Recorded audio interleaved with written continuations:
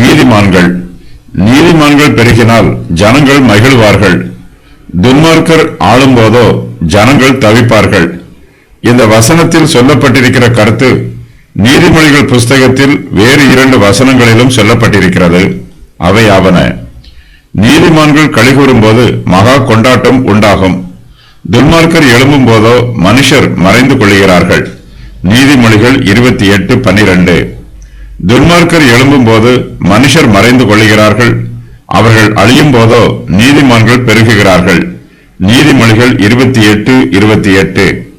தங்களை ஆளுகை செய்கிறவர்கள் நீதிமான்களாய் இருக்கிறார்களா அல்லது துன்மார்க்கராய் இருக்கிறார்களா என்பதன் அடிப்படையிலேயே ஜனங்களுக்கு மகிழ்ச்சியோ துக்கமோ உண்டாகும்.